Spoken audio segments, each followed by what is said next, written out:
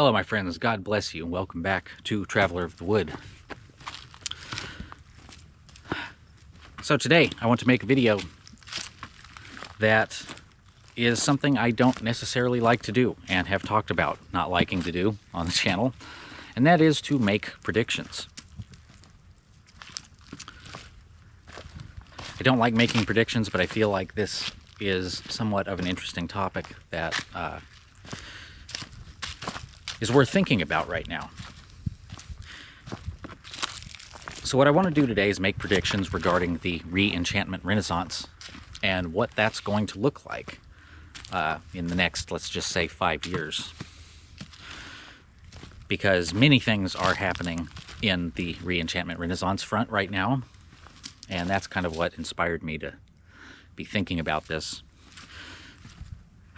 As usual, this is going to be a very ADD video because there's a lot of different directions I could go with this, but I'm just going to kind of roll with it and see where it goes. First point of ADD, I want you to just look around here at this beautiful autumn forest that I'm in. I mean, this is like Lord of the Rings tier beauty, and it's real and attainable, and you can just go out here and be in this, and if you're not, you're seriously missing out. Okay, so subject at hand, Re-Enchantment Renaissance. I guess what I should first do is define the Re-Enchantment Renaissance so we all kind of have the same definition in our heads. Now, I guess before I say that, though, there is one brief caveat, and that is my focus on the Re-Enchantment Renaissance is very narrow. It's very narrow in a couple of different places, so I only look at very specific things regarding the Re-Enchantment Renaissance. There are other people and, speakers that you can listen to on the internet that have a much more broad philosophical view. But I am not that necessarily, so take what I'm saying with a grain of salt. So the Re-Enchantment Renaissance, my definition, is the felt presence of and recognition of what I call the 3 M's, which are the mystical, the magical, and miraculous. These birds. Felt presence of the mystical, the magical, and miraculous. Now, as we progress through the Re-Enchantment Renaissance, there are going to be people that have at least a decent time going through this, if not an amazing time. But then there's going to be people that are having an awful time and a bad time. So, prediction number 1, people that are going to be having a bad time. Scientists are the first on this list.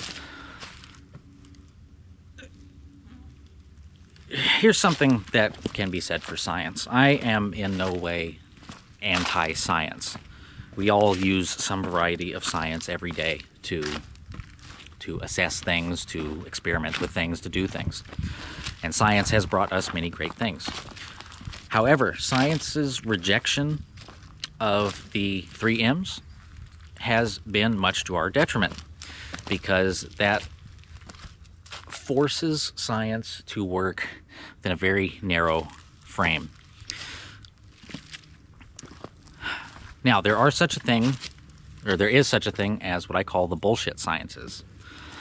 And these are sciences pretending to think outside the box, but really they're just bullshitting everybody to justify a paycheck. A good example of this is a recent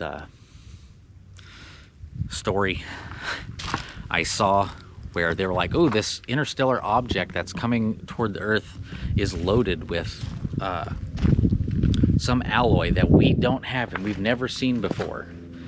It's like, how do you know that you don't know that? So that's just one example of bullshit science. Most of the theoretical fields are bullshit science. Now, why are these people going to have a bad time? Well, because throughout the Re-Enchantment Renaissance, the 3Ms are going to be showing themselves very strongly to everyone. And when a scientist has his or her first encounter with a demon, he's going to be pretty unhappy. So, next group of people that are not going to be having a good time is the boomers. I know I've talked about boomers quite a bit recently, and every time I do, boomers get upset, and it makes me want to talk about them even more. Because they're obviously missing the point. Okay, so boomers, why are they going to be unhappy? Boomers have had a very unique trajectory that no one else in history has had. And throughout the irony of all of this, and the irony of the fact that boomers are anti-enchantment, is that they grew up in the 60s, where they were the first generation of true psychedelic explorers. And for all of the messages that you can get from psychedelics, the boomers on average seem to just miss the whole thing. I mean, the main message of a psychedelic experience is, hey, the world's weirder than you think, and magic is real. But whether they got that message or not in the 60s, they have long since rejected that. And you still have, boomers that are involved in religious institutions, and some that are very aware of the mystical nature of reality, but most, in my experience, are not. So when they start being faced with things like mystical things happening, magical things happening, encountering demons, etc., they're going to be really unhappy also. Now, for those of us who are hip, let's just say, to the Re-Enchantment Renaissance, we are, I think, going to be having a great time. But how good of a time you're going to have is going to depend on how immersed you are in modernity over the next 5 years. So, the people that are going to be having the best time are going to be the people that have removed themselves from modernity, mostly. And when I say remove yourself from modernity, I don't necessarily mean just walking down this hill and living in a mud hut. Although that would be an ideal way. But a lot of us don't have the resources to do that. But what I mean is rejecting all of these modern digital infrastructures that are causing lots of problems, i.e. social media, Google, ad tracking, all of this stuff. All the stuff basically that has demonic power behind it, which if you've watched the channel, you're familiar with some of the examples I've given of that. But there are going to be people that are still immersed in modernity as the Re-Enchantment Renaissance takes place. And for those people, they're going to, let's just say, be a little shocked when the novelty escalates. Because we are on a rapid descent into the Valley of Novelty right now, which is a part of this whole thing. And it's going to be shocking for a lot of people. But I'm sure, if you're watching this channel, you're already familiar with all of this. You kind of know what to expect. And that's great, and I'm very proud of all of you. But just in case you're watching this and you aren't aware of a lot of this, maybe you can take this as just a gentle warning that the weirdness is about to increase exponentially, especially over the next 5 years. That's kind of why I chose that time frame for this video. Because just the way I see it right now, I mean, we're looking at a year or maybe 2 before the entire internet is unusable. Because it will be a echo copying chamber of LLM slop, basically. It's already mostly slop, but just wait till the internet is like, 98% slop. It won't be usable anymore. And I think that's for the better. Get rid of it, unplug it, be done with it.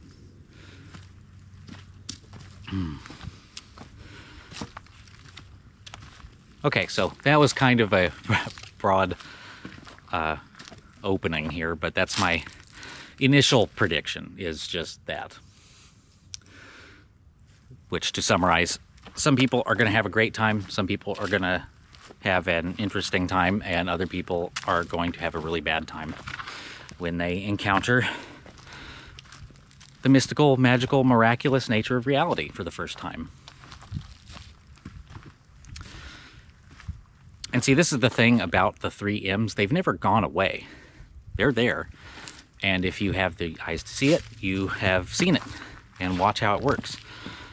And a lot of people who are able to see all of that are rightfully concerned right now at the speed with which everything is descending into the Valley of Novelty.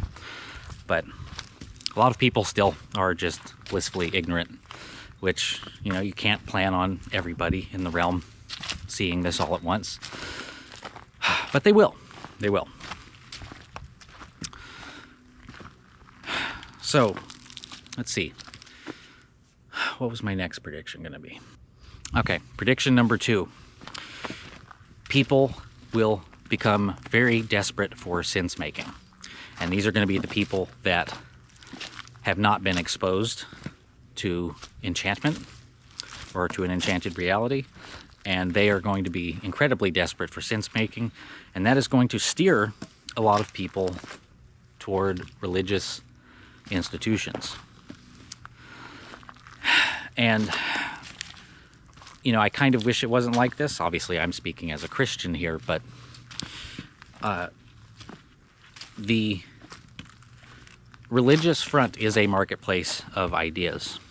And those who have the best answers for a lot of these difficult things are going to acquire the most amount of people. Islam has very few answers for the enchanted nature of reality, so I don't foresee at least white people going to Islam in droves. It is possible that black people will, but that I can't really speculate on. But we will see a big increase of people going to Christianity. We're already seeing this. I mean, church attendance is outrageously high, especially among men, and especially among more traditionalist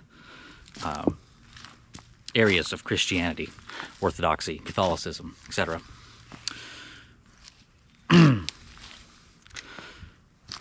So as people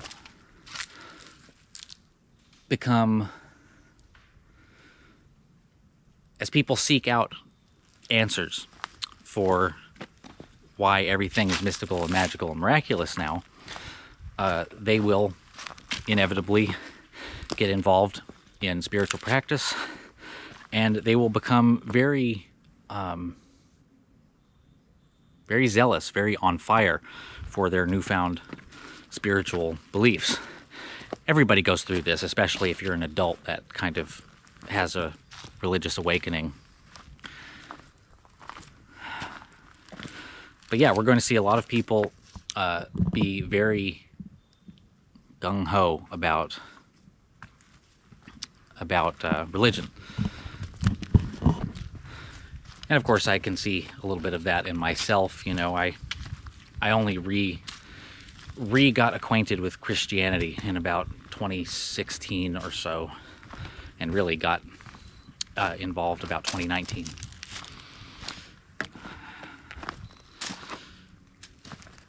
But at the same time, I think most people will fare okay with that, but some people might kind of lose their heads a little bit in all of that, and we could possibly see some smaller scale crusades of some sort. I, in particular, am not too worried about that, but I think that is a slight probability risk.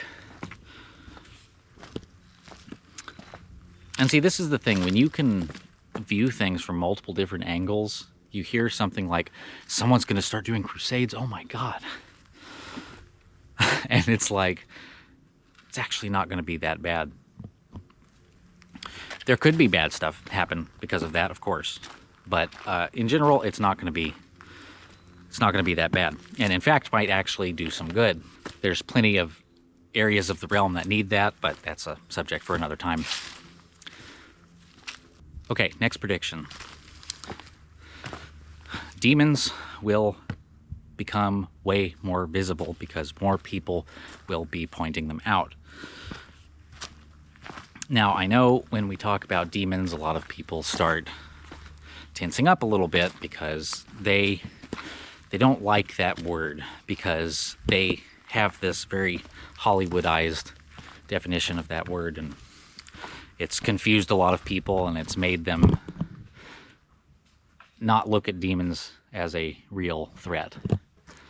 They imagine demons being these little imps with horns, you know, doing cartwheels or something, and that's not what demons are, I'll put it that way. So, demons making their appearance a little more known. You know, I've discussed demonology a little bit on this channel and mentioned this several times, that demons, once you start to learn about demons, the more you start to see demons. And the more you start to see demons, the more they start to see you. And the more they start to see you, the more they start affecting your life. So that's just on an individual level. Imagine this on like a country-wide level, or even a realm-wide level. This is going to open the door for demonic forces, the likes of which we have never seen. And the spiritual battlefield will be way, way more insane than it is now. And it's already quite crazy. So I guess that's about all I've got as far as predictions for the Re-Enchantment Renaissance. Going back to the science subject for a second, there's a really, really important video that you all need to watch. I'm going to be making a video about this video at some point in the near future. But recently at the Midwestuary Conference, there was a panel with Paul Vanderklay, John Vervaeke, and Jonathan Pageau discussing AI and the future of wisdom. Now, the beginning of this conversation is very strong and very good, and John Vervaeke makes some incredible points.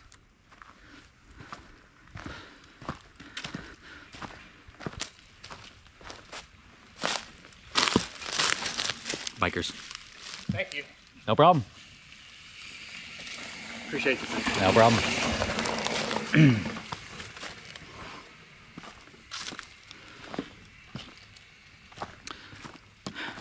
Like I was saying, John Vervaeke makes some very important points, but a little later in the conversation, he and Pageau kind of start missing each other on definitions. And, you know, I love a lot of these modern kind of philosophical thinkers is they really have a bad habit of getting caught up on defining things, which I understand because you want to be very certain that we're on the same page when we're talking about things. But when you start just missing each other with definitions, you end up going in circles for a long time and wasting valuable conversation time.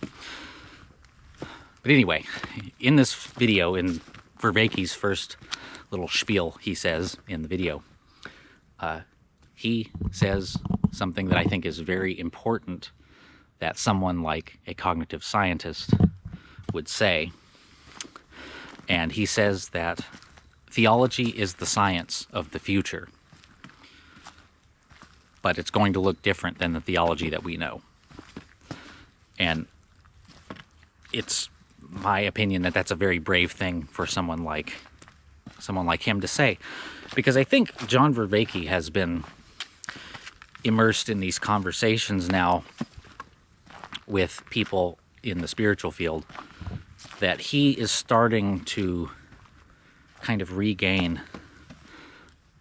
I don't know if it's a regain or just gain in general, but an understanding of how enchanted reality actually is. And I say enchanted reality. What I mean when I say enchanted reality is reality.